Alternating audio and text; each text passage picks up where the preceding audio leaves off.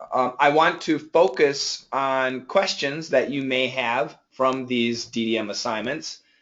If we have time, we'll do a little bit of role play. But once again, I do want to focus on questions. Don't be shy. So let me go ahead and first of all go through a review of each of the assignments. And DDM 271, I titled it Oliver's Ultimate Experiment. It was about the Dr. Oliver Sacks, who's a very famous man in America. Most people know him because of his book and the movie Awakenings. And I did have a chance to watch the movie. It was a little too Hollywood, but the story is very interesting. I do own one of his books about music and the brain. It's very interesting. Very interesting man, very interesting research.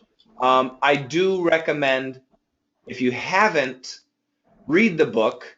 And if you don't like reading, then go ahead and watch the movie. This is a pretty amazing story. Once again, about Oliver Sacks. He passed away. He's a pretty interesting doctor. That's all he was. Well, not all he was. That's what he was. Some of the glossary here: neurologist, transforming experiences, recounted, encephalitis, some difficult stuff there, geometrical hallucinations, ugh, op-ed, this is great stuff. Opened up about facing, very, very good expressions. Terminal cancer, terminal illness, not good. Predominant gratitude, lots of really good vocabulary. As usual, our Thursday assignments usually have the more difficult vocabulary, so it's always good for students who want to expand their vocabulary. So that was DDM 271. I'm going to take you to DDM 273. We'll talk about Seinfeld in a minute. DDM 273 was about Thanksgiving, Turkey Day. So in America, the last Thursday of November is Thanksgiving. So the date can change, but the day is always the same. And on Thanksgiving morning, in the typical American family, mom, and where I'm from, now I'm from Wisconsin, okay? I'm from Wisconsin, which is in the north central part of the U.S. So this is what happens in my house on Thanksgiving morning when I was a child.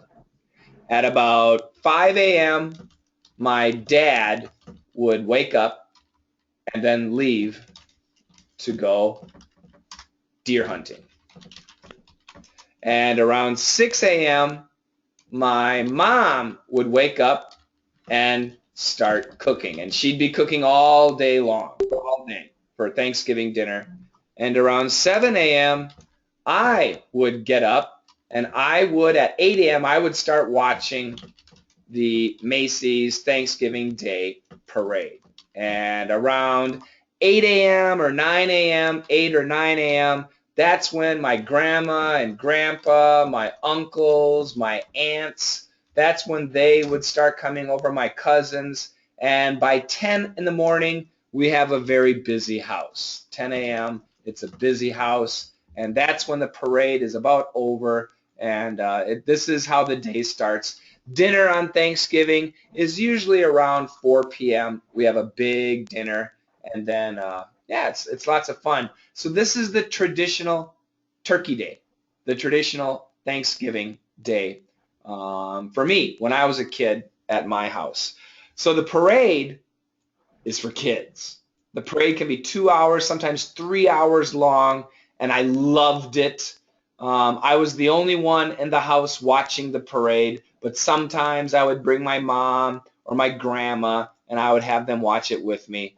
But the Thanksgiving Day Parade was a very important part of Thanksgiving, my childhood.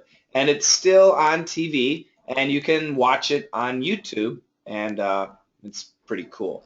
So that's the way Thanksgiving is. The parade itself has a long history. So we had two stories talking about Thanksgiving. Not too many glossary words. A century in the making, great expression. Line the streets, Here's the Snoopy balloon unveiled to show something. Helium, route. We have two pronunciations. We can say route and route. Both are fine. This shows you the route. Televised, nationally, crowds, a sneak peek.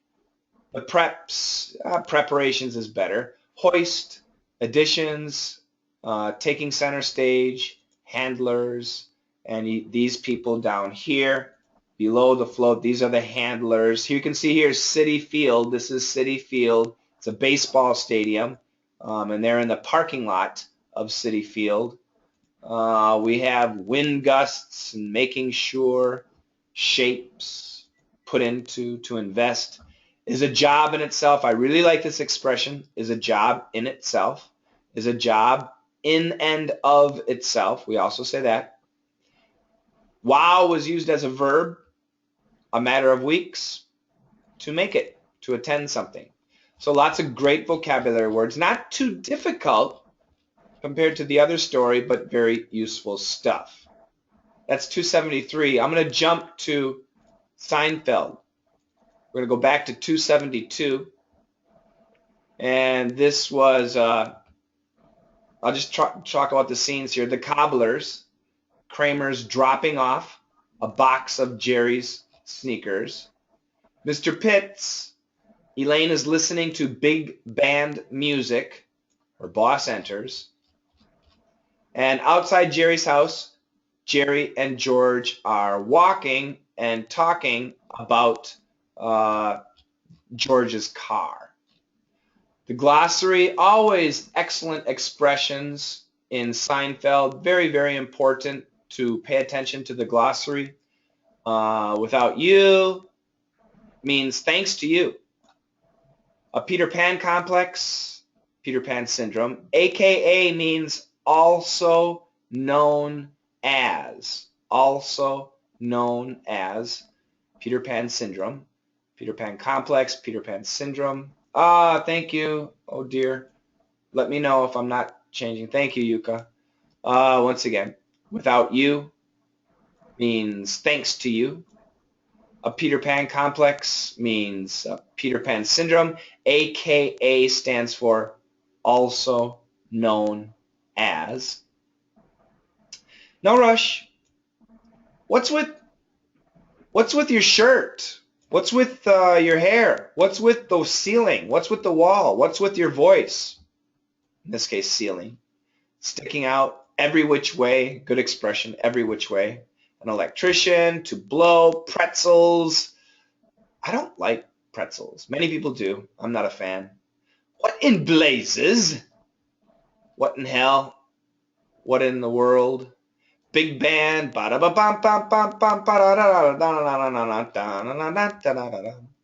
man, this is a verb. To operate.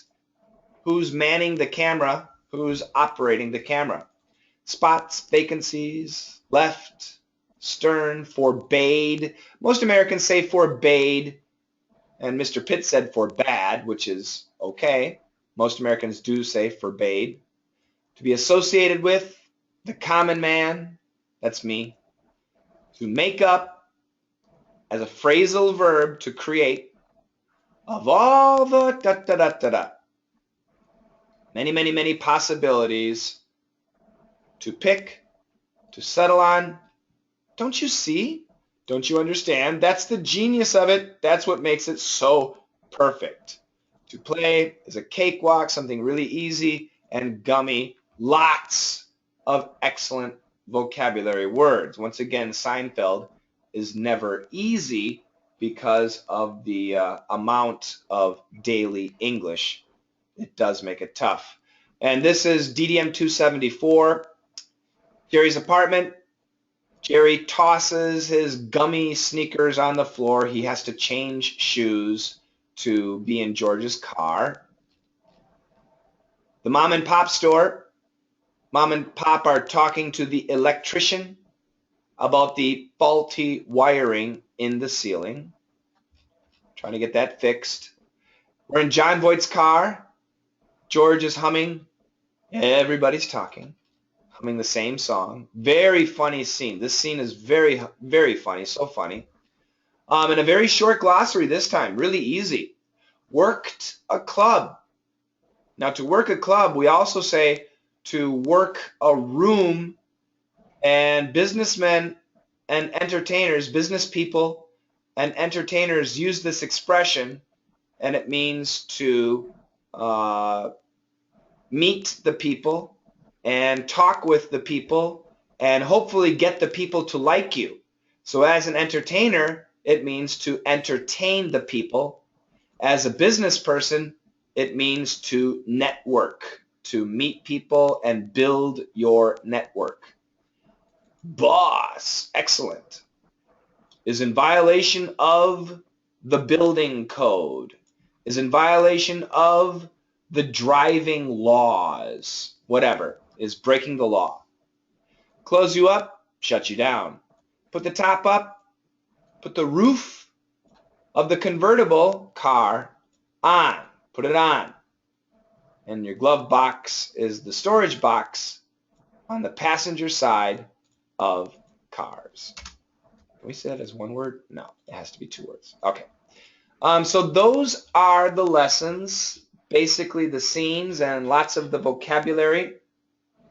Let me know if you have any questions. And I would prefer to go back to DDM 271, but anybody, go ahead. If you have a question, let me know, and I'll make sure that I do it. Hopefully everybody can see the screen, I hope.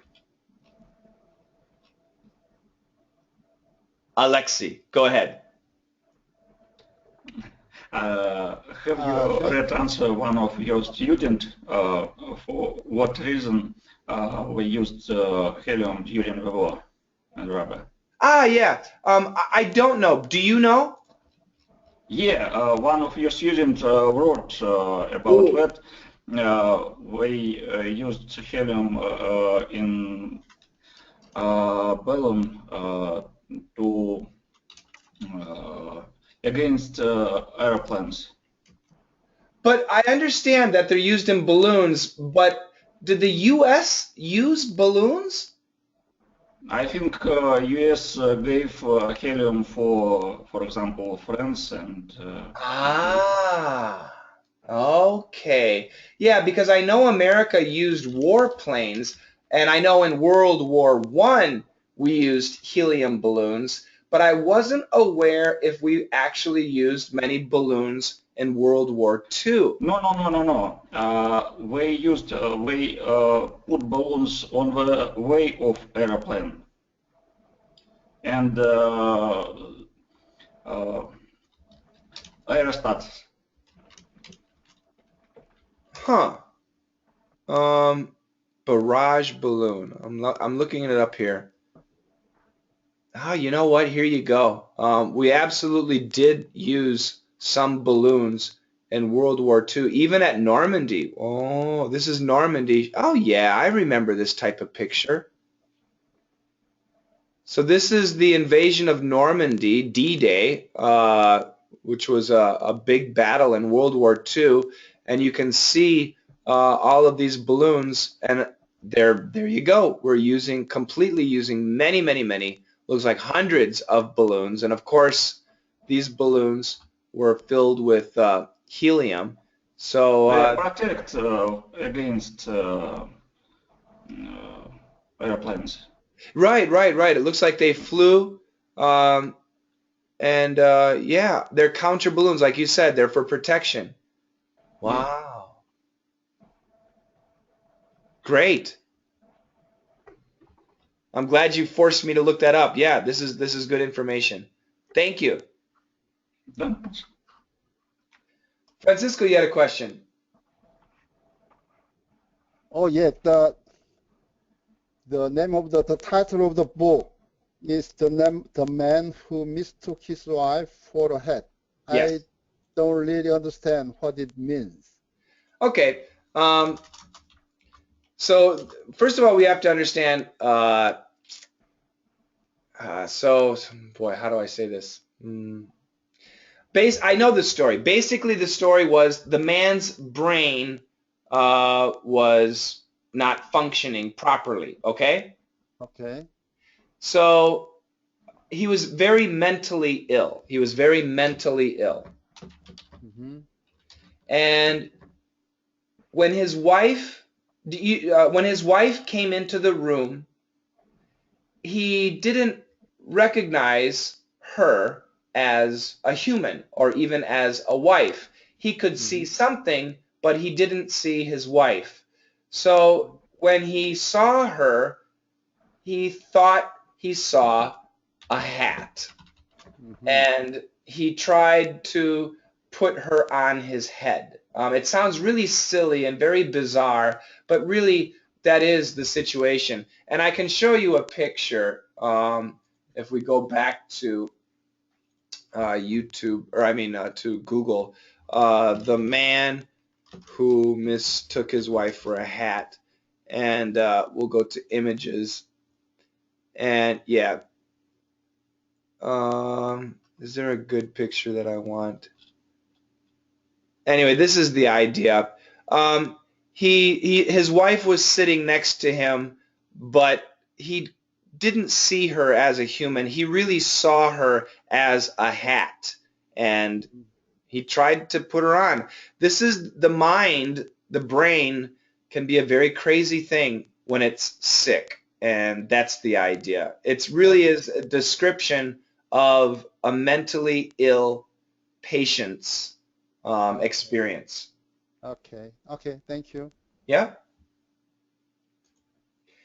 Check these books out, everybody. They're amazing stories, and I think you might enjoy some of these stories. And may I have another question? Sure. DDM 272. It, almost bottom part. Pop said, in the 48 years we've been here, and in the 48 years, I think for the 48 years would be better. What do you think?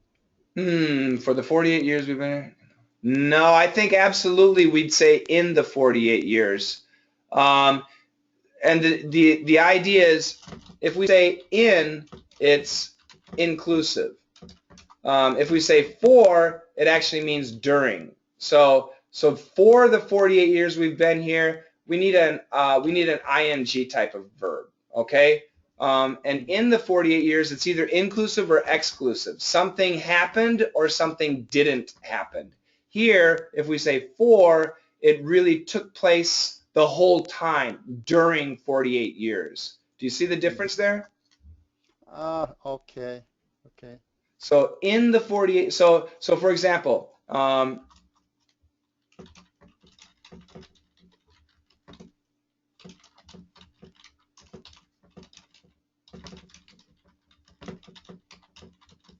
which is correct?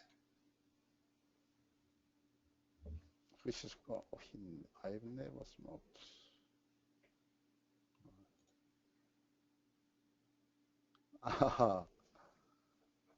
In my life. Yes. Why? Yeah.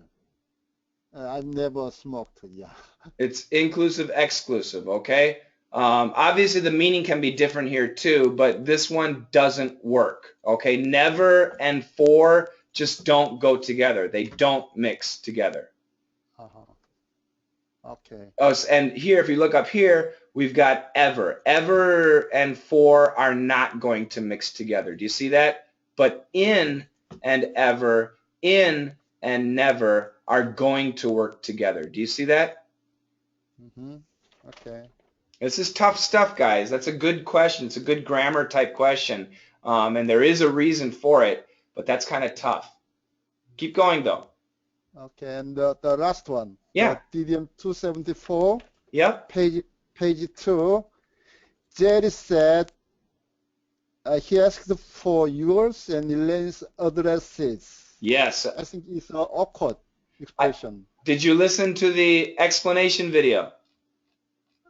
You didn't mention about it. Yes, I did. My question is, yours means Right. your address, and he should say Elaine's address only, not addresses. No. No.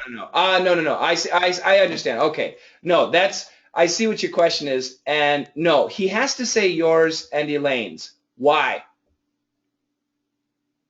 If he said your and Elaine's addresses, that's confusing for Americans. What's the difference? So once again, your and Elaine's address or yours and Elaine's addresses. This is very different. What's the difference?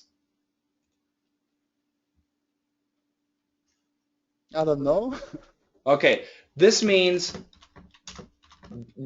you have to understand you is George. Okay, you is George. We have to understand that you is George. It means George and Elaine live together.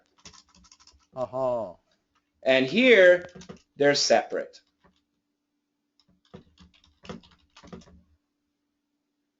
They're unique, individual, separate addresses. Do you see that? But in my opinion, if you want to use addresses, plural form, I'd like to say he asked for addresses, or he asked the addresses for you and Elaine. Sure, that's fine. Yeah, you can change the order. The addresses for you and Elaine. No problem. You can do that. The addresses for you, and then we have to get rid of the S. Absolutely, we can say that. But he just did it the other way. And if we go the other way, we have to change that. Do you understand? Okay. Yep. So Francisco, you're right. He asked for the address. So actually, let me fix this. For your way, we'd have to say he asked for the addresses of you and Elaine. That would be better. Okay? Okay. Yeah, that's a good question. Another great question. Francisco is sharp, making me sweat. Thank you. Let me see here. Hi, Shane. You said... Can I have a question? Hold on. Hold on a second, Mihao. You said you will put a recording of the previous session in. Oh dear. Alexia, I'll make sure I double check that. What happened there? Our previous live hangouts. I'll double check that today. I'm recording right now, and I'll double check that today, Alexi. Thank you very much. Mihao, go ahead.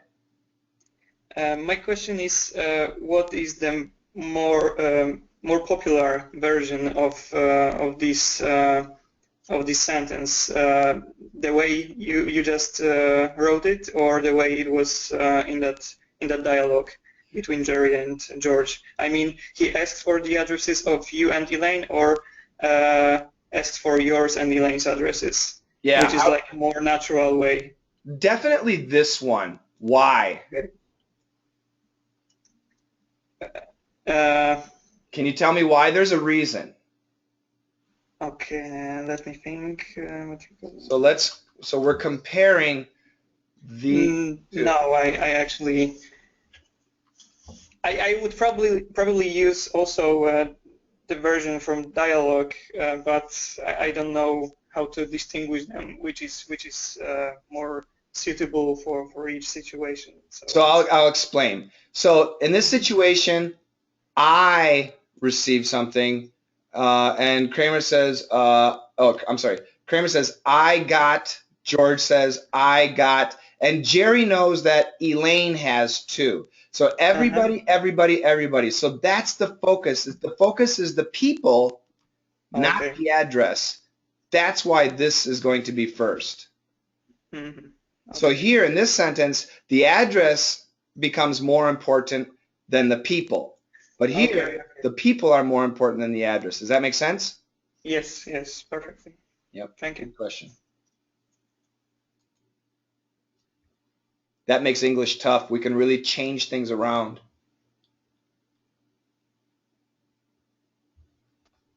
Yes, Yuka. I have a question about DDM 271. 271. Hold on a second.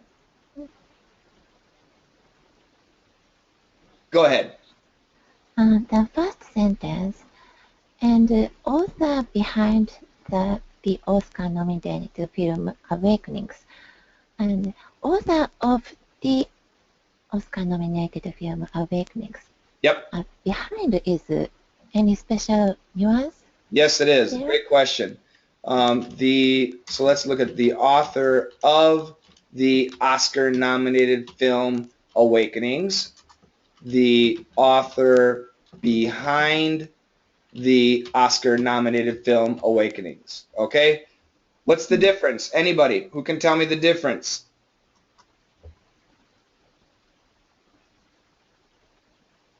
Anybody? Mihao, go ahead. I think it's because the offer behind is that he wrote the book, which was used as a something he wrote the book which was used and as a the author of the film would be probably the director of the film. Bingo. Great job. Yuka, does that make sense? I couldn't understand. I'm sorry. That's okay. So the author of the film, means he wrote the film. But Oliver Sacks did not write the film. He wrote the book. And the director of the movie wrote the film. So once again, so we have to look at it this way. Let me think of a good example. Do you know Steven Spielberg? Yes. What's a famous movie by Steven Spielberg? E.T. Okay. How about Schindler's List? I didn't see that. Okay, but you know the movie, right? Yes, I know. Okay. So let me ask you, who wrote the movie? You don't know. Steven Spielberg. Exactly. I'm guessing that Steven Spielberg wrote the movie, okay? But who wrote the book? I don't know. And I'm checking right now. I'm going online. I'm checking it. Schindler's List.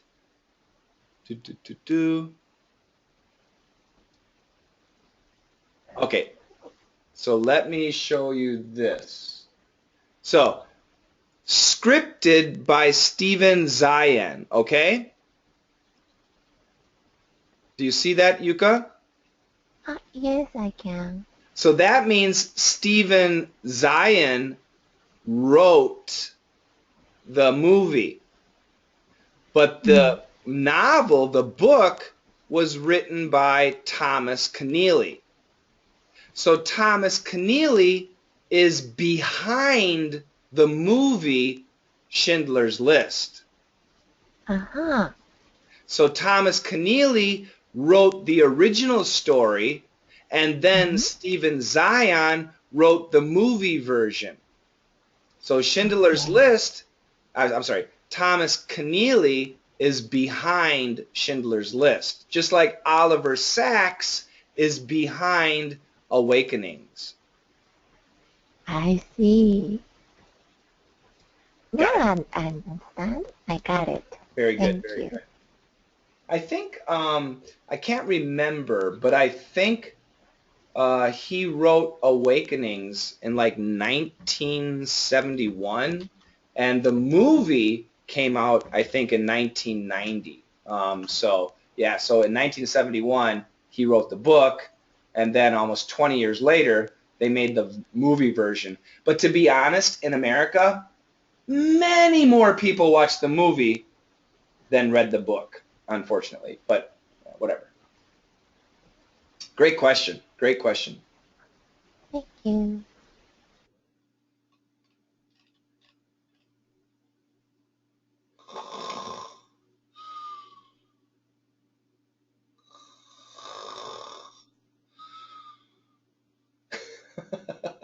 No other questions?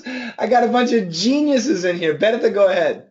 No, I hear somebody snoring. I don't have any questions then. That was me. Oh, I have other questions, but not related with these lessons. Go ahead.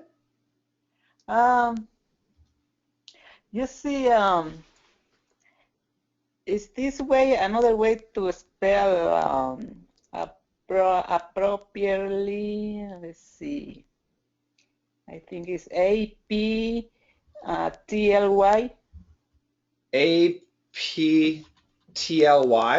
Aptly. Aptly. That's a word. Yeah. Can that be the short for appropriately or not?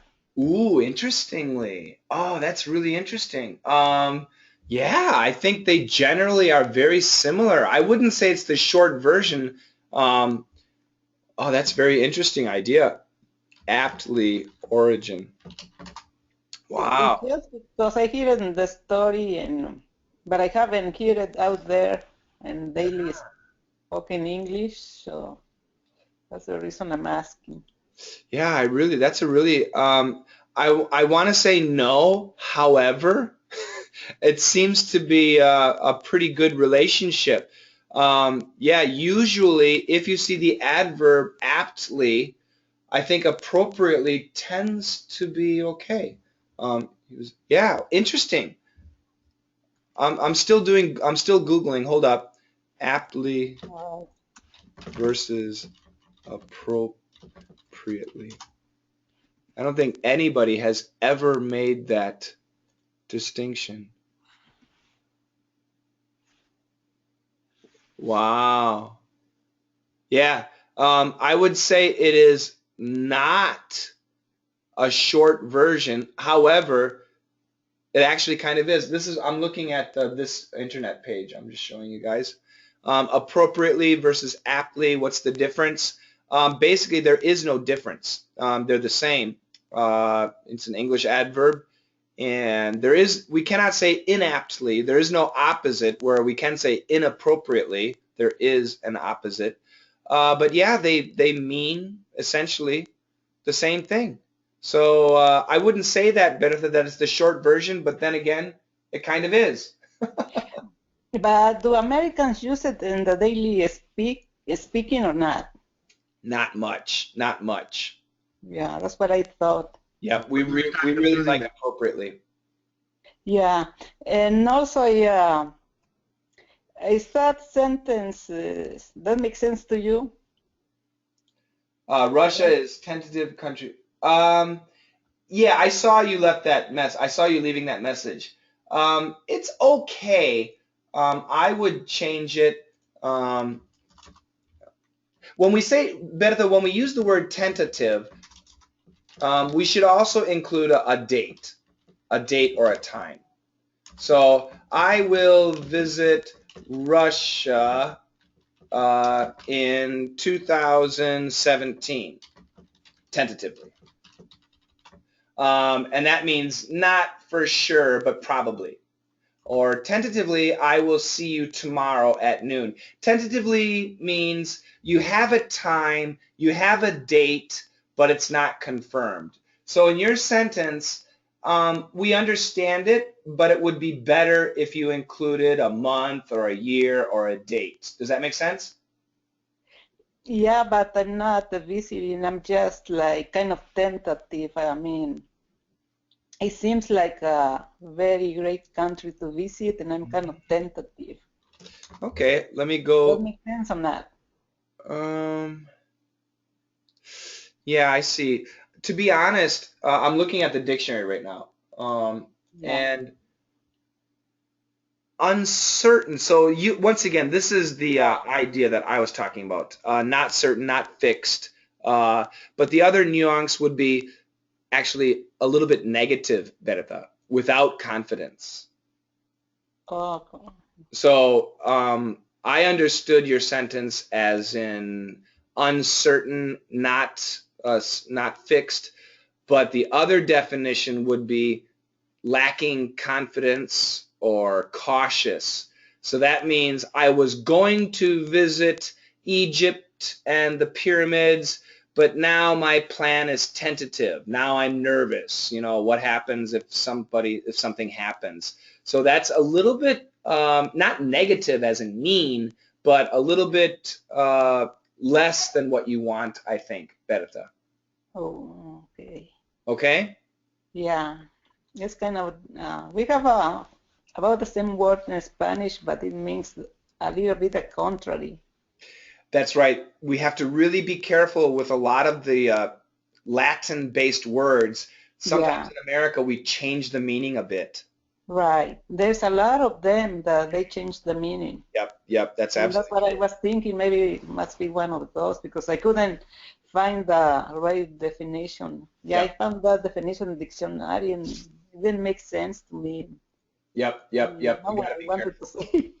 That's a good point. Lots of, Spanish, Italian, French speaking people know many, so to speak, English words, or we speak many similar words, but actually the meanings can be different, especially American English meanings can really be a slightly different. Yeah. I think Umesh had a question or a comment. Go ahead, Umesh. Oh, I was just saying, she was saying like, is it a common word? So I said, and you said it's not a common, so I said, use it and confuse others. That's right. We usually I can tell you when we say the word aptly, it's almost always aptly named. So you guys are going to hear it. You're going to hear it. But once again, appropriately is what you can think. And I like doing this. Let's do this. Let's go back to the internet and we'll go to Google and let's type in aptly and let's go to news and see how it's used. Aptly named, boom. Aptly named, boom. So aptly titled, which is the same as named. So do you see that? Almost always we use it with the word named. And this is very recent, 4 hours ago, December 2nd. So aptly named is very common. That's very common. But other than that, not common. Aptly named, aptly named, aptly named.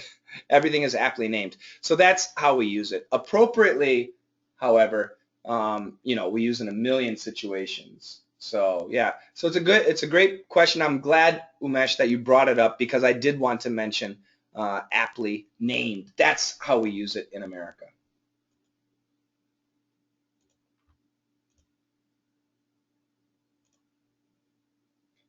I haven't said hi to Ryoko, so I should say hi to Ryoko too. I've said hi to Umesh now. I think everybody, hi Ryoko, welcome.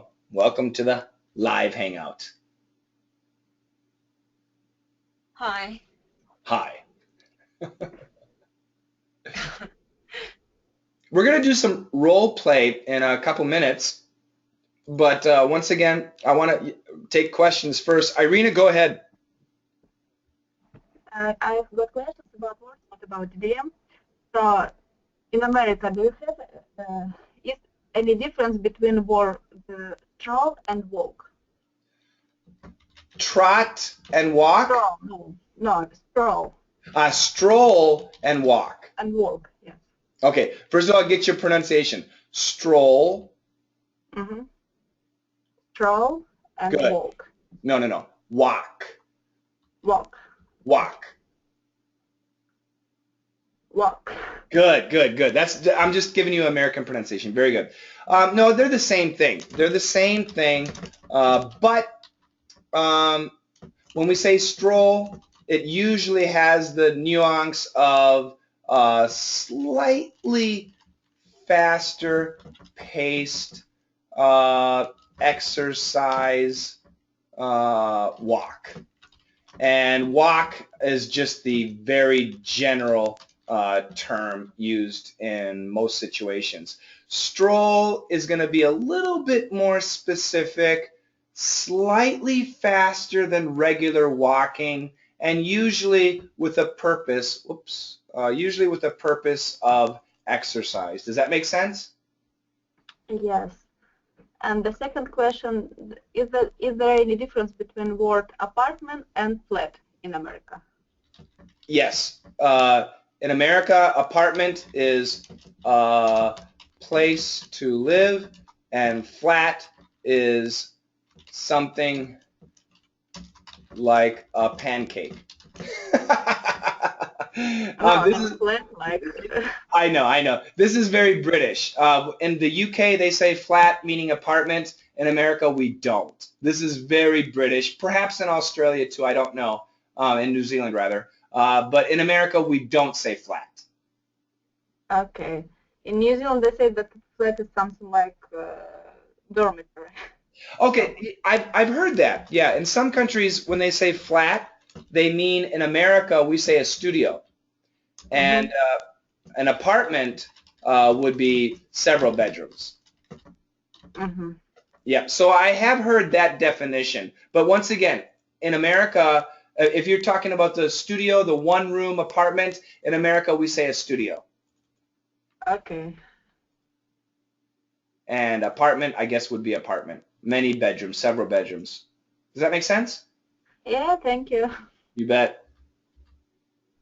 In India also we say flat and apartment, we use both words, but mostly the flat is the official word. Like in India, my flat is like my apartment has a number flat C105. Aha. So flat and apartment are used as the same definition, but flat is more common. Yeah. I think that's the same in UK. I think Indian English really follows the British structure, I think. Yeah, because British ruled us for 200 years. Those damn Brits. In New Zealand, they use studio apartment. So Oh my studio God. apartment, or something like this. So flat, it has dormitory. Oh dear. Yeah. Studio apartment. Studio apartment or one-bedroom apartment. Oh boy. Yeah, whether you're in India or Hong Kong, New Zealand, America, the vocabulary we use are so similar, but they can have big differences. We really have to be careful. These are great questions. Keep asking, you guys, because I can give you the American definition, and I can guess at the British, but yeah, New Zealand, the Indian usage, it's going to be confusing for me too. I watched some movie, Supernatural, movie TV series, and that was so it's kind of adult questions. I'm sorry. No, not at all. It's a great no. These are the questions you need to ask. That's why you have a coach. So there was a game, truth or dare, that young people always play, and he said, "You're gonna make it with me, or you're going to go to this house."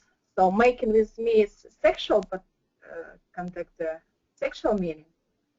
One more. I think the microphone was bad. I didn't hear the last part. One more time, please. In the game Truth or Dare, he said, "You're going making with me, or you're going what? Making with me." You're making out with me. Making. Yes. No. Think it was to make. Make out? Yes. One second. I write it down, and just one second. Oh, we're getting a bad connection, Irina. I'll tell you this much: these meanings are actually different. Make it out. Yes, make out. Okay. Make out. Okay. Make it actually means baby time. Make out just not just, but make out actually means kissing and hugging. So there is a difference between those expressions. So be careful there too. Yeah, the Truth or Dare game, everybody, is I think it's like a dating game, isn't it? I actually never played it, so I'm not. Oh yeah. I don't encourage it. Did you see it on TV? Yes, I'm seeing it on TV on the Supernatural TV series. There you go. Yeah. So making out, it was a sexual contact and sexual meaning in this. That's right. Making out has especially kissing and hugging, but yeah, depending on the age of the person, it can be more, of course. Make it definitely means making a baby. Mm-hmm. So, okay. Yeah, be careful. This is the time to ask those questions if you're watching other shows and things like that. Absolutely, no problem. No other questions? A bunch of geniuses. Go ahead, May I have question? Francisco. Francisco, Yeah, then yeah, Yuka. I have question. Yeah, this is not related to DDM, but you mentioned about the family gatherings on Thanksgiving Day Yep. in your early time. I'm curious, why did they gather in your father's home, father's house? Every year was different. It just depended. Could be different. So usually it was at my grandma's house, on my mom's side. So many, I would say on average, Thanksgiving was at my mom's mom house, and Christmas was at my dad's mom's house. But then the next year, it would be the other way. Okay. And then the next year, it would be at our house. And then the next year, it would be at my aunt's house. So we have two aunts. My mom is Sue, and I have another aunt named Mary. So 1 year at our house, 1 year at Mary's house, and then 3 years at Grandma's house. And then, it depends, but usually it was at Grandma and Grandpa's house. But whatever, it just depended. Then how large the family Oh God. to come to those place? Right. Well, if we went to Grandma's house, my mom's house, my mom has there are 9, so my mom has 8 brothers and sisters. And they're all married. They all have kids. So there'd be like 60 people. Yes. I don't know. They're over 40 people for sure. Let's see. 8, that's 16, 18, 20, and each, yeah, I would say about 40 people. But at my dad's mom's house, 2, 4, 6, 8, 10, 12 people. So much smaller. So, depending on the family, the size is different. My mom's family was huge, 40 people. And now everybody's dead. That's such a terrible thing to say. So there are very much fewer people when we get together. And I don't mean to be mean. I'm just trying to be funny. But it's true. Lots of the aunts and uncles have died. Grandma and grandpa's died. So now when we get together, it's much fewer. And the same thing on this side of the family. Right now it's about, I guess, 10 people. But now if we include the cousins and their children, oh my God, it would be huge, probably 80 people. But we don't do that anymore. It's too much.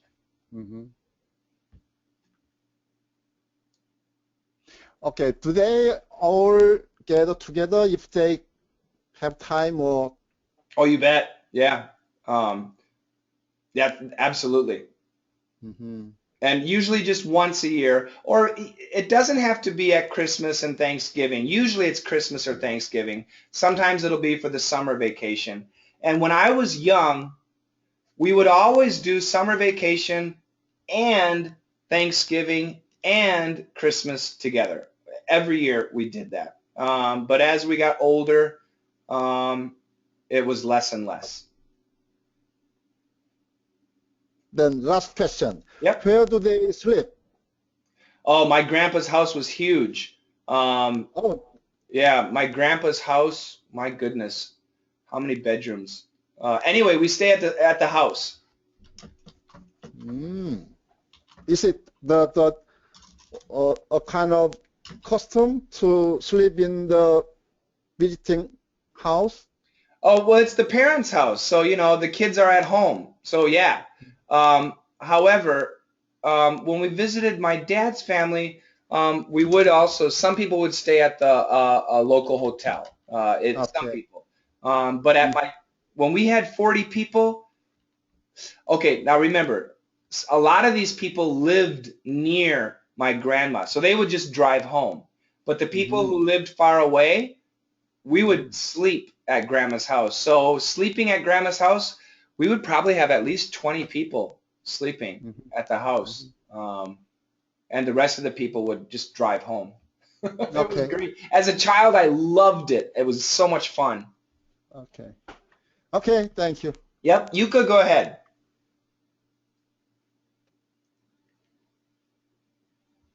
Can I ask you a grammar question? Sure. DDM 273. Hold on a second. Mm, Go ahead. Page 2. Oh, it's exciting, very exciting. And my granddaughter Colette is here to see Thomas go up in the air. Yes. I thought Thomas goes up or Thomas going up. Thomas go is correct. Yeah, it's fine. To see here.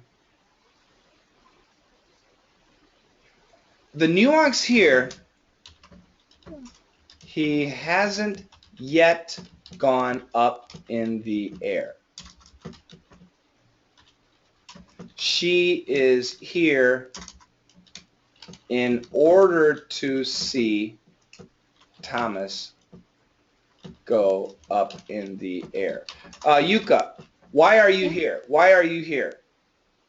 Why are you here? To study, right? Yes.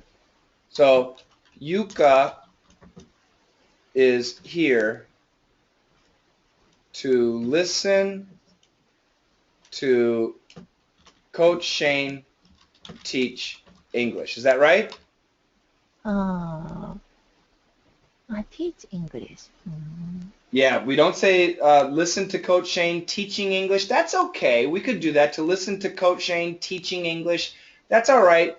But this makes it more active. To say the verb like this, it makes it sound more powerful, more active. Okay?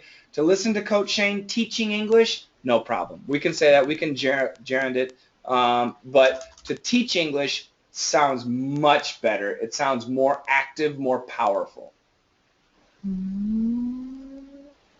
I see. Can you catch that? So is it not a present simple tense? I'm sorry? Is it not a present simple tense that Thomas goes up, so Thomas goes up in the air, or so Thomas go up in the air? Goes is not going to work. If you wanted to say goes, we have to do this.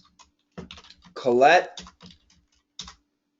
is here to see if Thomas goes up in the air or not. In that situation, goes is going to be appropriate. Okay. But in this situation, she's not here to check. She's here to watch. So to watch, to listen, we need this active verb go and teach. To check, to verify, then we can switch it to this action. The action becomes important. Here, the function. This is a good question. I don't think I'm giving you a good answer, but I'm trying to show you. In this case here.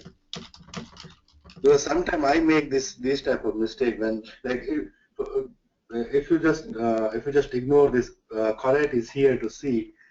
If you just ignore that, just Thomas go up in the air. So it looks like a present simple tense, and as per rule, it should be Thomas goes up in the air, and I make that mistake. So that's why I asked this question. That's a great question. How about this? By using teach and go, the implication is it will happen, and it will happen again in the future. If we say goes, it's only going to happen one time. But by saying go, it's going to happen, and it will happen again in the future. Does that make sense, you guys? So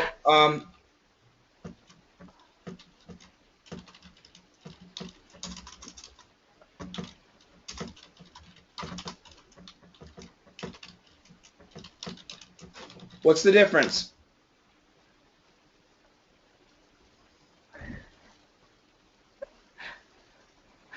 I can't explain. Anybody? I think Umesh might have a problem with this type of sentence, right?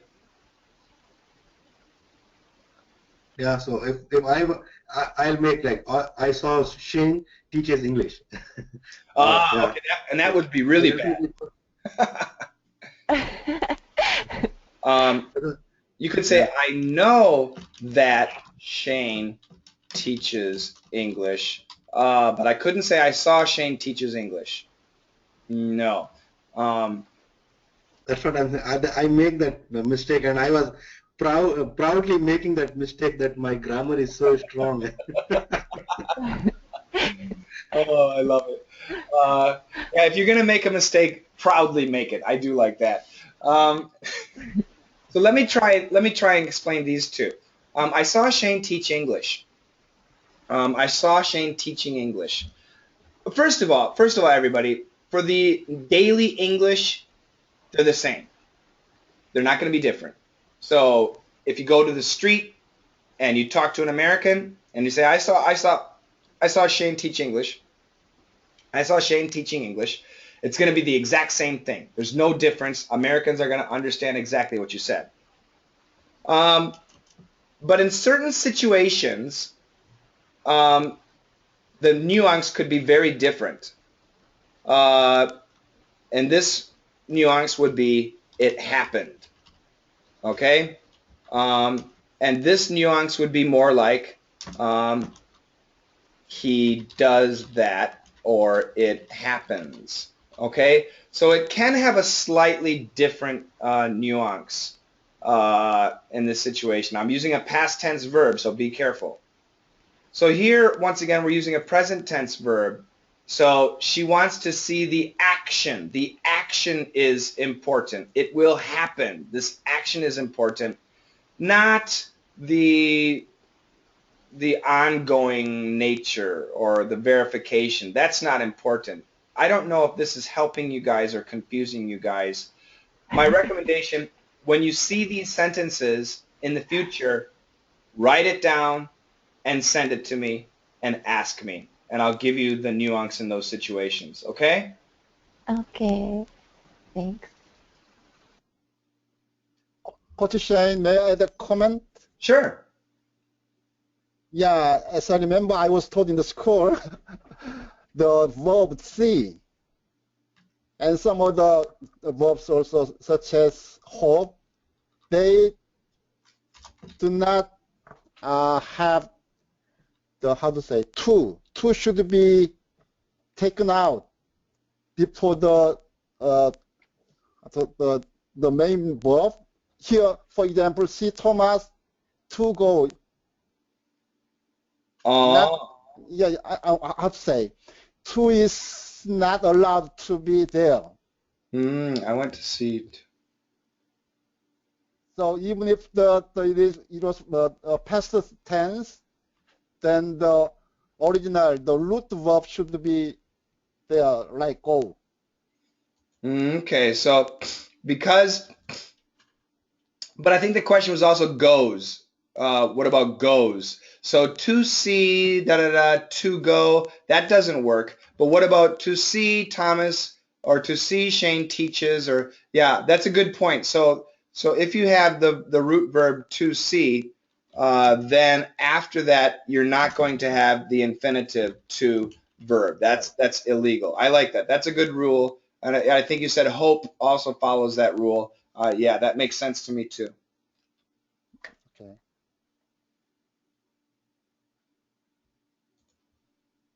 If you guys ever ask a grammar question again, I'm going to quit teaching English.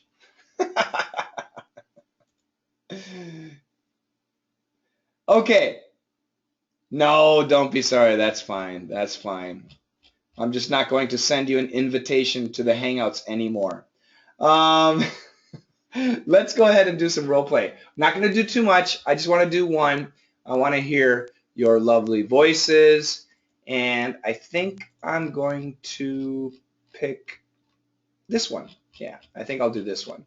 I'm going to split this into smaller sections, however. And I'm going to do it like this. So this is, we'll go white and then yellow, white, and yellow. We can see. I'm sorry. Thank you. Thank you. Here we go. We'll do white and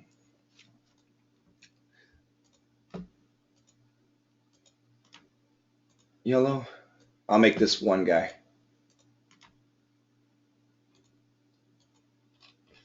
And then this one will be one.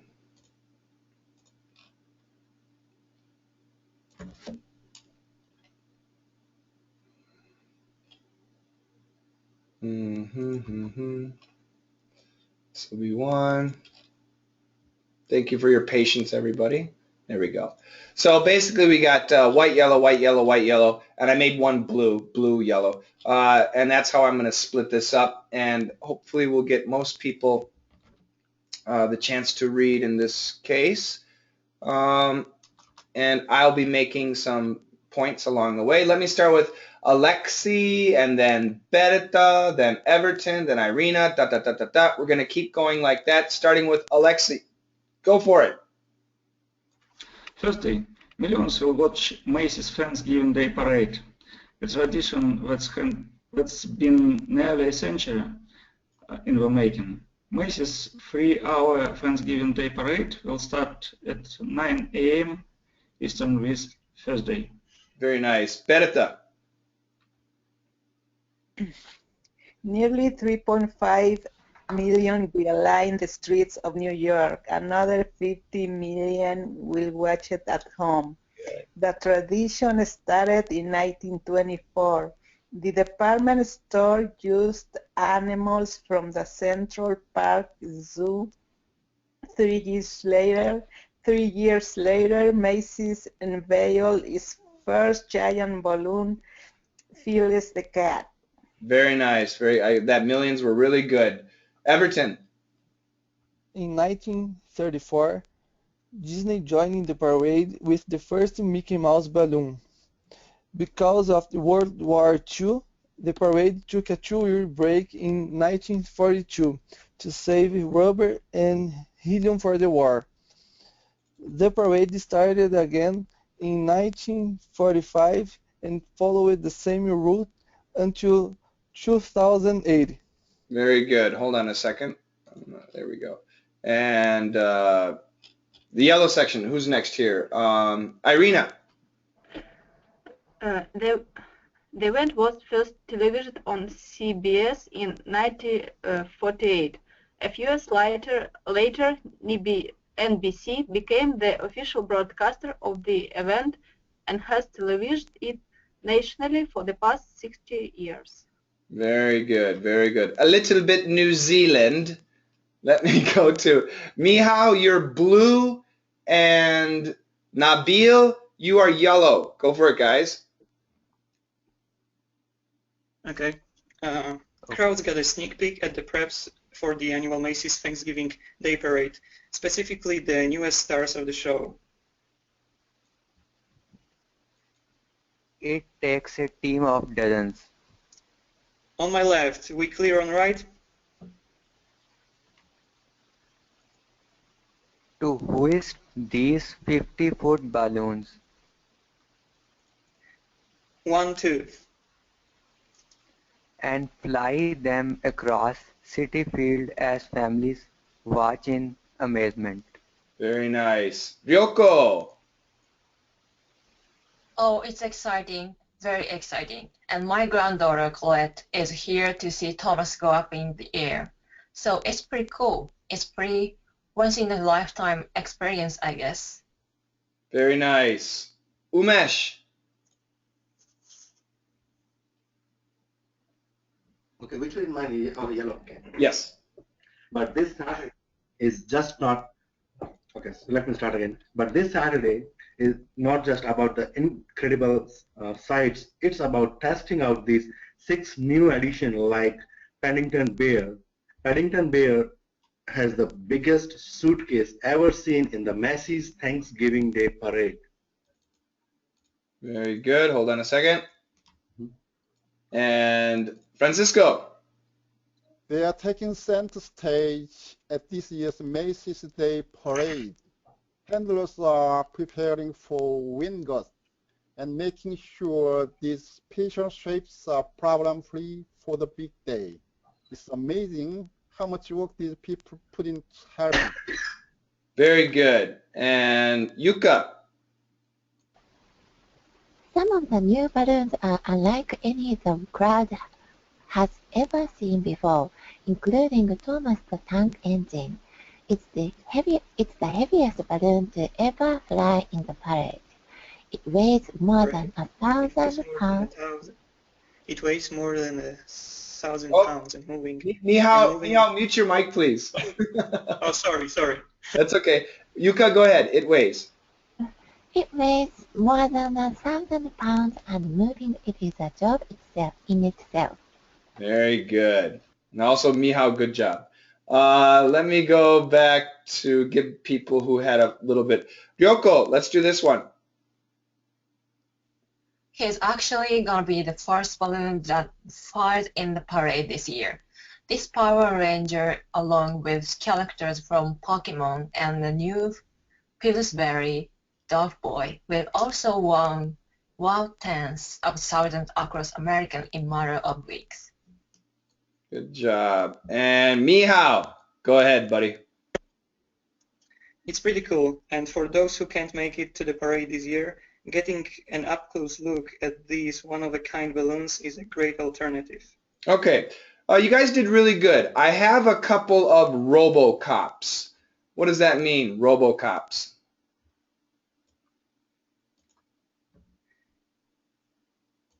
Sound. People who do not sound human. Yes. So I have the sound. yes. So I'm gonna fix some of you guys, but it sounded really good. Let me start with Alexi here. Alexi, I really like Alexi's recordings. He does Let's Talk About It, and he does My Perf. He's really working hard on speaking as much as possible.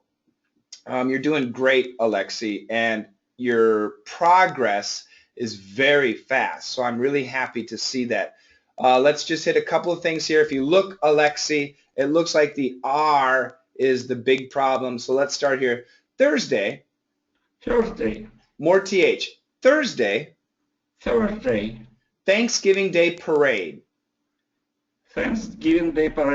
Good. And it's not parade. It's more of a schwa, very quick, parade. Very good. Thanksgiving Day Parade. Nearly. Yeah, this is a tough one. Let's go near. Good. Make it clearer, your R more clear. Near. Nearly. Good. It's not easy to go from the R to the L without touching, but I want you to. A tradition that's been nearly a century in the making. A tradition that has been nearly a century in the making. One more. A tradition that has been nearly a century in the making. Not bad. Let's say it together. Listen carefully. A tradition that's been nearly a century in the making. A tradition that's been nearly a century in the making. Nearly a century in the making. Nearly a century in the making. Good. Make it a little bit more separate. Nearly a century in the making. Nearly a century in the making. One more time. Nearly a century in the making. Much better. It sounds better. It's easier to hear if we have that rhythm. Let's go here again. Parade. Parade. Very good, very good. Let me go to Bertha. If you guys have questions, save them for the end again. Let me go to Bertha here. What did you say? The department store used animals. The department store used animals. Good. Oh, more A. Come on. One more time, please. Animals. Yes. The department store used animals. Balloon. Balloon. Its first giant balloon. Its first giant balloon. Do they have balloons in the Rose Parade, the Rose Bowl Parade? Yeah, I think so. Okay. Yeah. I have a question. So, the first time, did you hear me say the instead of the? I think you did. I think you did. Oh my gosh. That's, It's not me. you know what though? It's possible to say the, No, it's but you here shouldn't. in You the shouldn't. South, a lot of people say it, the. And I'm getting it. Yeah, if it was unintentional, it's a problem. If it's intentional, it's okay. Yeah, I didn't You didn't mean even to. notice that. And I don't want to get the, that's for sure. Yep, yep, yep. Yeah, thank you. You bet. Everton, I'm watching your THs here. With the first, With the first good. With the first Mickey Mouse balloon. Mickey Mouse balloon. Good. Now, first Mickey, we can actually get rid of the T. First Mickey, First Mickey and this pronunciation, balloon. balloon. Good. With the first Mickey Mouse balloon, With the first Mickey Mouse balloon. get rid of the T. With the first Mickey Mouse balloon, With the first Mickey Mouse balloon. because of World War II. Because of World War II. Good. So in America, we can do this Z, the CUZ, because of World War II. Because of World War II. Very good. A 2-year break. A 2-year break. Very good. Helium. Helium. Good. Now the intonation here, to save rubber and helium for the war. To save rubber and helium for the war. Good. So let's do it in 3 pieces. To save rubber and helium rubber and helium. Good. Rubber and helium. Rubber and helium. Apples and oranges. Apples and oranges. I want you to practice this. A and B. Sorry. It's okay. I know it's tough. Let's do it again. To save for the war. For the war. For the war. For the war. Rubber and helium. Rubber and helium. Apples and oranges. Apples and oranges.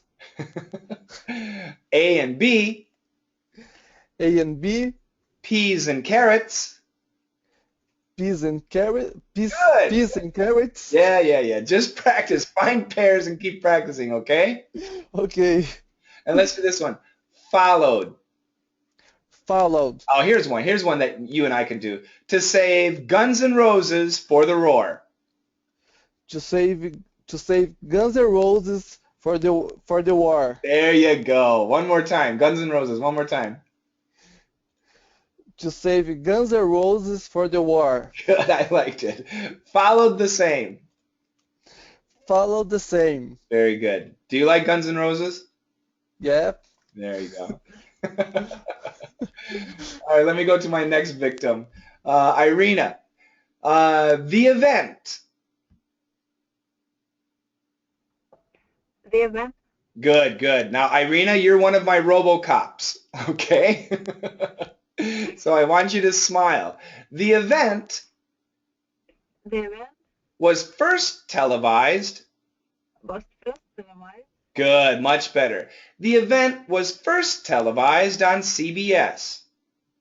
The event was first televised on CBS. Your microphone is breaking, but let's do this again. The Okay. event was first televised on CBS. The event was first televised on CBS. Excellent job. Much better. NBC became the official broadcaster. NBC became the official broadcaster. The official.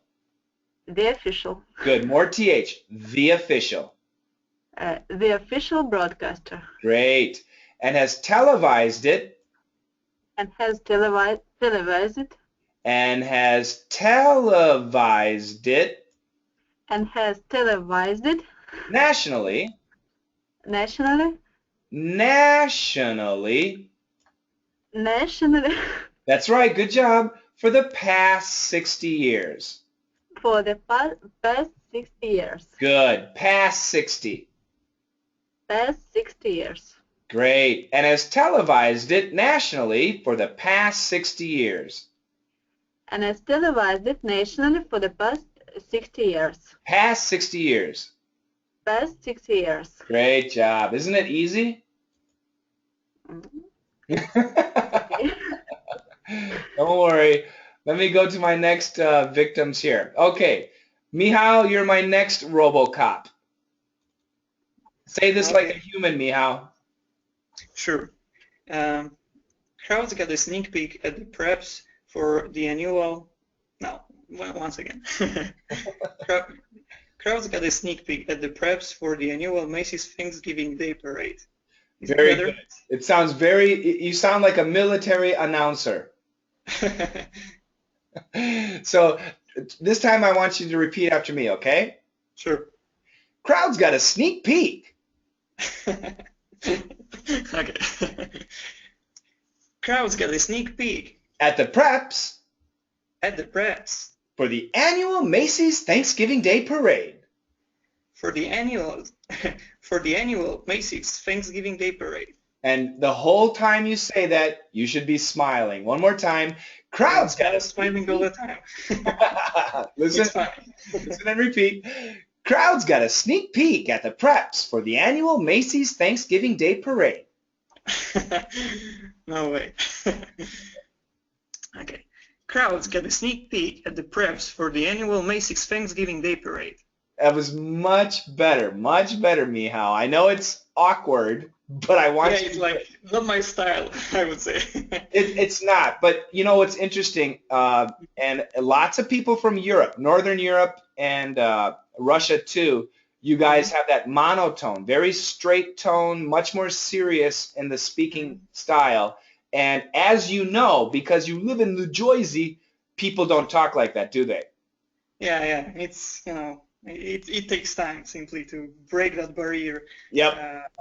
Yeah, but I'm trying, but it's still a problem. You're doing fine. Let's go to this one too, Mihao. You said 1, 2. It's not 1, 2. It's 1, 2. I forgot how it sounded, so I just read it. So that's 1, 2. Thank you. Much better. Let me go to Nabil here. Nabil, you said a little bit like RoboCop, but not too bad. Give me more ah. On my left. On my left. We clear on the right. We clear on the right. This is actually Mihao, sorry. But anyway, I want you to practice. On my left. On my left. On the right. On the right. Good. On the, not the. On the right. On the right. Good. And let me get Mihao too. On my left. On my left. On the right. On the right. Great job. Back to Nabil. Balloons. Good. To hoist these 50-foot balloons. To hoist these 50-foot balloons. Balloons. Great job. And fly them. Across City Field. Good. Don't say a, say a. Across City Field. As families watch in amazement. Great job. Very good, Nabil. And Nabil, thank you so much for the Thanksgiving Day card.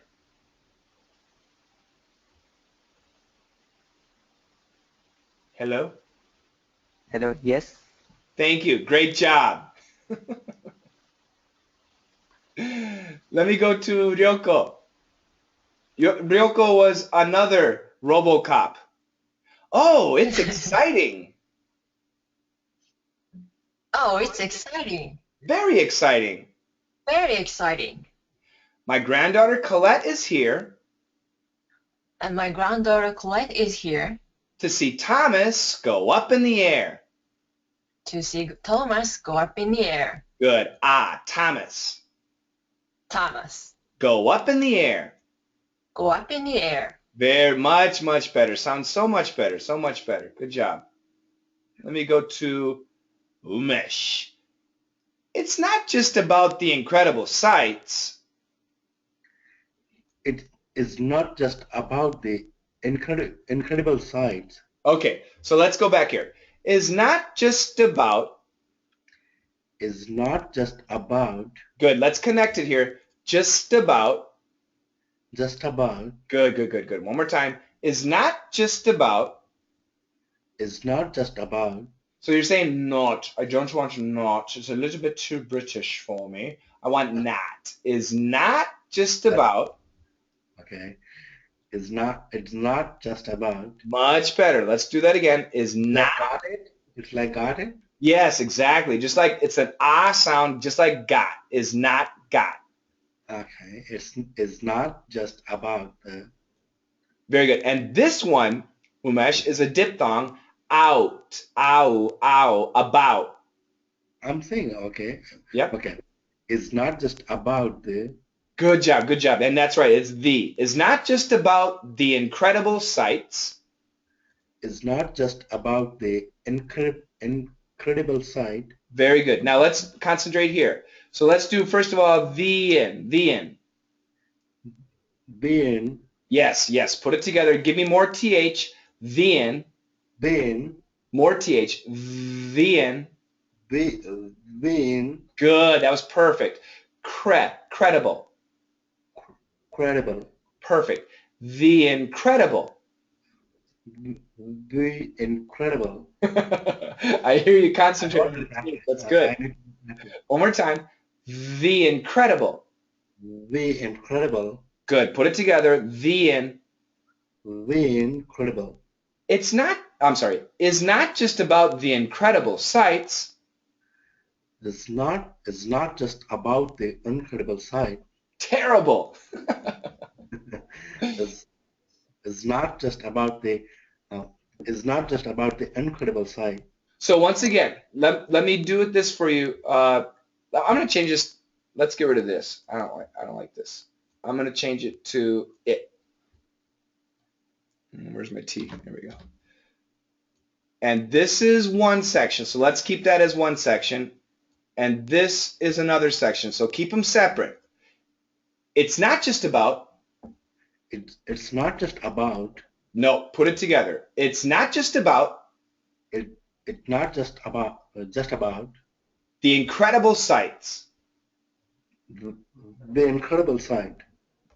With the S. The incredible sights. The incredible sights. That was perfect. Yes, that was perfect. You got that one perfectly. I'm sorry. I don't mean to bore you or bother you, but I want it one more time. It's not just about the incredible sights. It's not just about the incredible sights. The incredible sights. The incredible sights. It's about testing out these 6 new editions. 6 new editions. Like Paddington Bear. Like Paddington Bear. Okay, so now I have everything in small groups, and I want you to read it like that with little pauses. It's not just about the incredible sights. It's about testing out these 6 new editions like Paddington Bear. Okay. It's not just about the incredible sights. It's about testing out these 6 new editions like Paddington Bear. It sounded much, much better. It sounded really good. Let's go to the next one. Here we can get rid of the T. Biggest suitcase ever. Biggest, no T. No T, that's right. Get rid of the T. Cancel. Okay. Biggest suitcase ever. Good. And get that V. Biggest suitcase ever. Okay. Biggest suitcase ever. Much better. Ever. Ever. Yeah, I like that one. One more time. Paddington Bear has the biggest suitcase ever seen. Paddington Bear has biggest suitcase ever seen. In the Macy's Thanksgiving Day Parade. In the Macy's Thanksgiving Day Parade. Much, much better. Very good, Umesh. This is a short little paragraph, but there's so many things to practice. Okay, so Umesh, if you want to practice, and this goes for everybody, if you want to practice your paragraph and send it to me, and share with other people, please do that. You do need to practice. Great job. Let me go to Francisco. Oh, go ahead, Umesh. Okay, so one, like, it's a silly question. Yeah. When do we use the and the in the, in the, up in the air, or in the, in the? I get. And is there any rule or what? So are you asking the P or the B? No. Like, it's about the. Should I say? The and the. Yeah. Okay. Yeah, that's a great question. And the. So just the pronunciation. So the simple rule is if the next word begins with a consonant, you should say the. And if the next word begins with a vowel, then we should say the. That's the simple rule, okay? Now, we don't always keep that rule. Sometimes we kind of change the rule a little bit, but the best rule for you to think about now is if it's the consonant, then say the. If it's the vowel, then say the, okay? Okay. Now, what's funny is in Canada, they almost always say the Incredible, the Macy's. So in Canada, it is a little bit different. The is the safe one. Okay, that is the safe one. Okay. Yeah, even in America, you're going to be okay. But try your best and the way you do this is you pick a book or a newspaper or an internet news article and just read out loud, and you highlight every the. You go to the story and you highlight the. Where's another the? The. Here's another the. And you make the thes all like one color, and then you go the incredible. Oh, no. The Incredible, the biggest, the Macy's, and just practice like that, and go to the next paragraph and just go the Incredible, and just practice like that, okay? Okay.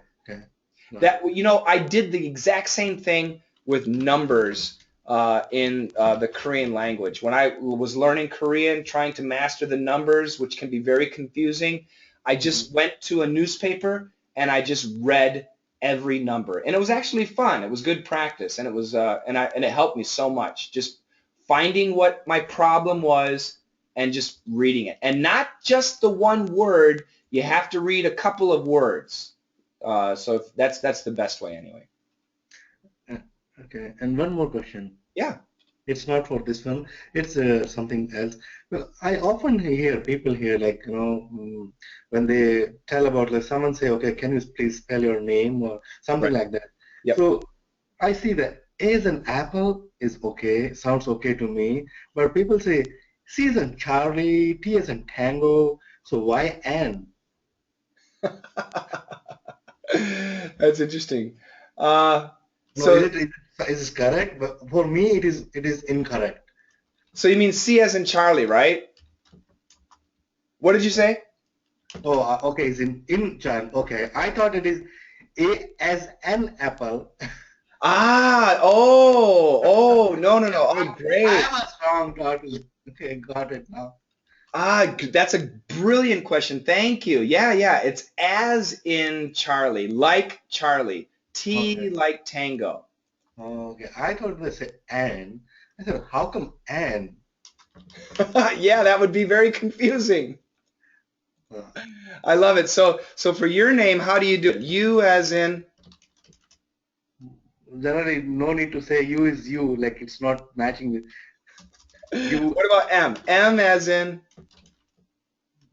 No, is it also is okay. Only I have challenge with S when I tell S. S.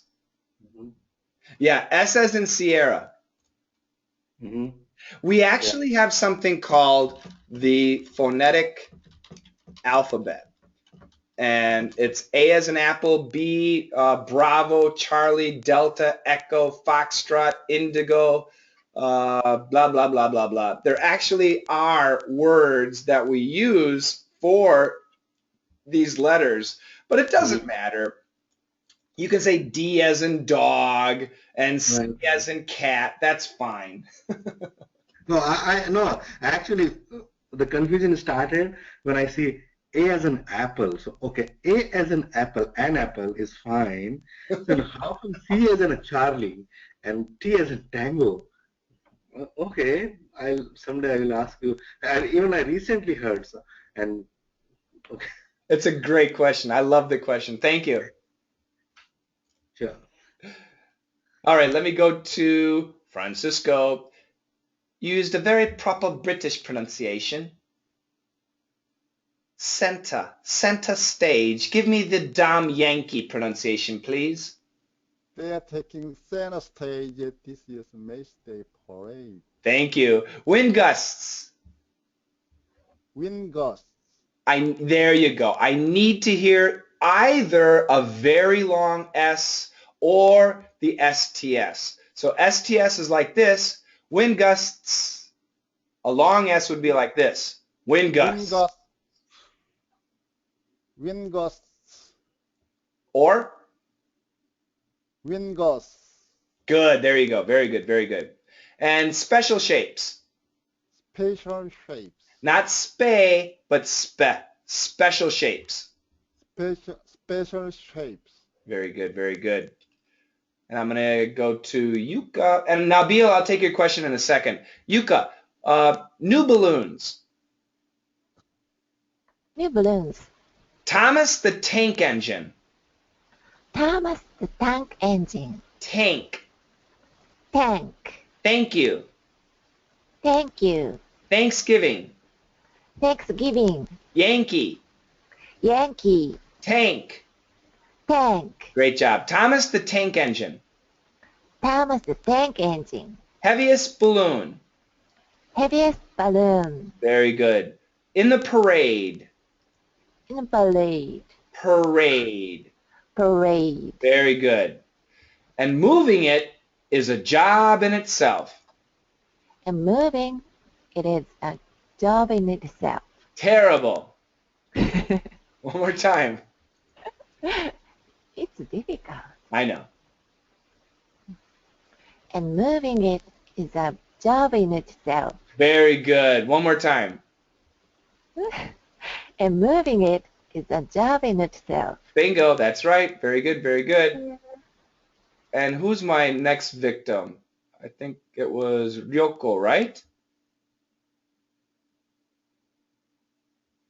Yes. Give me more short A here. He's actually going to be that flies in the parade this year. That flies in the parade this year. Great job. Along with characters. Along with characters. Good. And Ryoko, where are you from? I'm from Japan. Isn't Pokemon from Japan? Yes. What's the proper Japanese pronunciation? Pokemon. Pokemon? Okay. Yes. Power Rangers, aren't they from Japan too? I don't know Power Ranger. Okay. Let's try this. And this one. Doughboy. Doughboy. Good. So try this. The whole thing there. This Power Ranger along with characters from Pokemon and the new Pillsbury Doughboy. Good job. Tens of thousands. Tens of thousands. Good. Be careful with that TH and then the Z. Tens of thousands. Tens of thousands. In a matter of weeks. In a matter of weeks. Matter of weeks. Matter of weeks. That's right. That's right. It's not oh, it's in a matter of weeks. Matter of weeks. Good. One more time. Across America in a matter of weeks. Across America in a matter of weeks. Good. Keep that V. I want you to keep it. In a matter of weeks. In a matter of weeks. Good. And who's my last victim? That was Mihao, I think. I need to hear the intonation a little bit better here. And for those who can't make it. And for those who can't make it. Good. Now, when we say this word, do we hear the T? I would say yes. Then you would be wrong. Okay. No, you can. You can. You can say, and for those who can't make it, no problem. Can't make it, that's perfect. However, most Americans, when they say it, you're not going to hear it. However, if you listen or if you watch them, you can see their expression is negative. And that's what I need to hear from you, Mihao. And for those who can't make it. And for those who can't make it. That was great. And you kept a little bit of T, which is fine. Now here, I want rhythm. I want some grouping here. Okay, yeah, I will try. Okay. Well, and for those who can't make it to the parade this year, getting an up-close look at these one-of-a-kind balloons is a great alternative. That was absolutely perfect. One more time. Getting an up-close look at these one-of-a-kind balloons is a great alternative. Great job. Give me a little bit more AW, alternative. Alternative. Good. And the faster we say it, this will change to a flat T, alternative. Alternative. Great. We do keep this T. This T pronunciation is kept, but this one tends to change to a flat T, which is like a D, alternative. Alternative. Alternative. Alternative. It's not alternative. Easy. Alternative. That was it. Bingo. You got it. Okay. All right. Nabil had a question. I'm going to answer it. I should do a video on that. The pronunciation is Sagittarius. Sagittarius. I don't know the order of the zodiac signs, but if you send me a list, Nabil, send me a list of the zodiac signs. I know list. Good. Send me a list and I'll make a recording for all of them, okay? Okay. Sagittarius. Sagittarius. Tarius. Sagittarius. Tarius. Tarius. Now, everything is good except for the R. Don't let your tongue touch. Terry. No. Terry. Tarius. Tarius. That's better. Are you a Sagittarius? Yes. I'm a Capricorn. Yes, I know. What is your birthday, Nabil? December 8th? No, 13 November. 13th of November. Yes. I missed your birthday, but happy birthday. How old are you, Nabil? 13 November 1988. 1988. So you are a baby. Yes.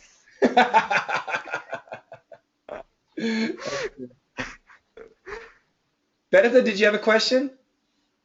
Yeah, when you were speaking about Korea, yes. You said yesterday, I don't know how can you understand Korean so well.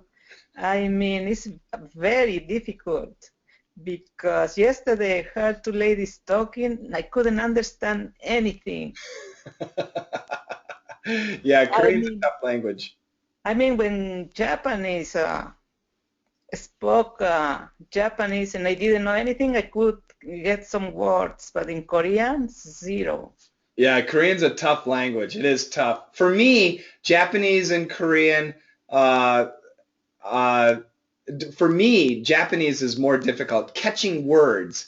But yeah, they're both the Asian languages in general, Chinese, Japanese, Korean, Vietnamese, Thai, they're very difficult languages and they're so different from European languages. It makes it very difficult. That's why so many students in Asia have a much more difficult time learning English than, of course, the students in Europe. Students in Europe, if they study for 6 months or a year, they can be really good, surprisingly good.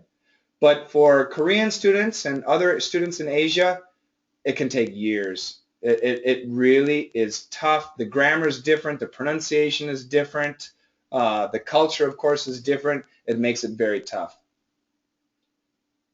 Yeah, well, the Koreans, they speak English very well. Oh, that's great. Korean Yeah. people will be very happy to hear that. Yeah, but I couldn't, that was me. Then they started speaking in Korean. I couldn't understand any single thing. I mean, I understood what Japanese were saying, konnichiwa, ohayo gozaimasu, tomo arigato. And those I understood very well at the beginning. I mean, This is great. This is great. Okay, I got an order here. Let's go. Mihao, then Irina, then Umesh. Mihao, go ahead. If you don't have anything to say, that's fine. Oh, sorry. What we have to repeat, or I didn't follow. For a Oh, second. no, nothing to repeat. I thought I saw you turn your microphone on. I thought you might have a question. No. I don't have any question. Okay, okay, that's fine. Irina, did you have a question? Yes. How to pronounce this word? I'm going to send you in the chat. Ah, yes. The same as this word. Sunday.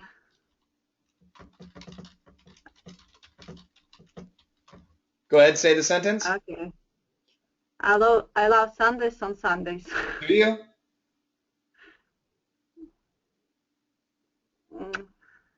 Can you repeat this? No, my question. Do you love Sundays on Sundays? No, I actually don't like ice cream, but. Oh my goodness, how like can you Sundays. not like ice cream? Yeah, that was perfect. I love Sundays on Sundays. Sundays on Sundays. Yep. So the same. Okay, thank you. Yep. What is Sunday? Irina, what is a Sunday? It's an ice cream, but with fruits, maybe some cookies or whatever you add there. Okay. Yeah, it's delicious. Do an internet search. My favorite are chocolate sundaes. Oh, yeah. Okay. McDonald's has them. Ooh, babies. I will look it up. Mine too. It's really delicious. Yeah. Oh, yeah. Umesh and I are Sunday brothers. Umesh, did you have a question?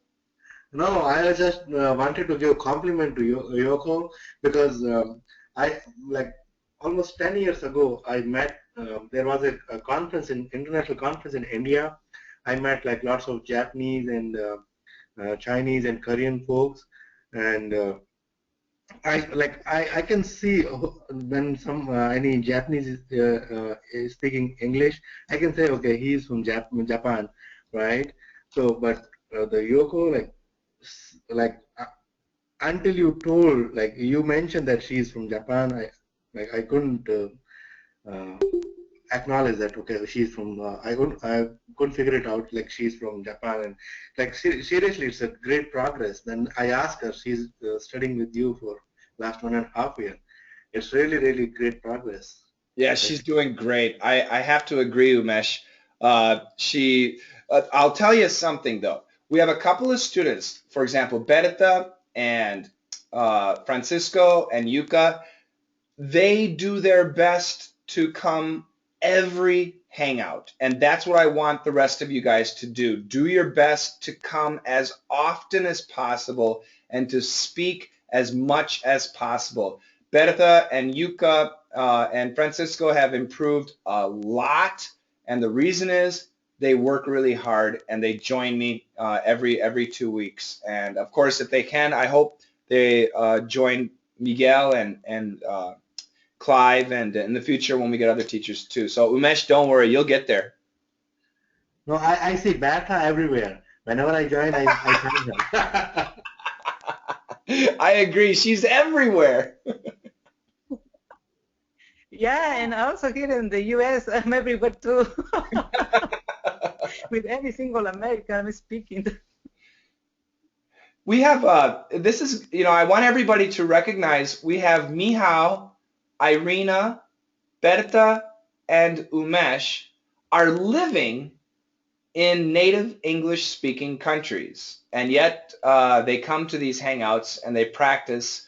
So especially to Francisco, who is in Korea, and Everton, who is way down south of the equator in Brazil, Alexei, who's in Russia. Ryoko, where are you? Are you in Japan or where? I'm in Japan. Okay, and Ryoko in But Japan. Go I ahead. have two language exchange partner. One is living in Australia, but he's from UK, and other one is living in Japan. He's from America. He's a American soldier, so I talk with them every week. That is excellent. That's the only way to improve your speaking. Just like Yuka's doing and Francisco, just join, practice, find those friends and people, language exchanges and things like that, and you'll get there. Very pleased. Excellent job, everybody. Yeah, but you still have to come here too, so you can check my pronunciation, and that's the reason I come, because I don't trust Americans. They say, oh, you don't need to do that. Your English is very good. Oh, your English is fine. Yeah, no problem. But I don't believe them. They damaged my English. They're liars. Yeah, they're liars. That's the reason I'm here, because they said, oh, your English is good. I believed them. And then when I moved to the South, I couldn't understand anybody. Yeah, that's not cool. Yeah, that's not cool. Yeah. Yeah, so Beretha has her own business. I know Umesh is a big IT guy. Mihao is the same thing. You guys, and Irina, you and your husband are in a foreign country. You really need to have that good, solid pronunciation. Then the respect goes way up. And don't trust Americans. If they say your English is good, don't trust them, because they're liars. To be coach. Can we trust Shane? Oh, remember. Shane. SNL. What does SNL mean? Shane never lies. DTTH. Thank you. I don't know. Don't trust that.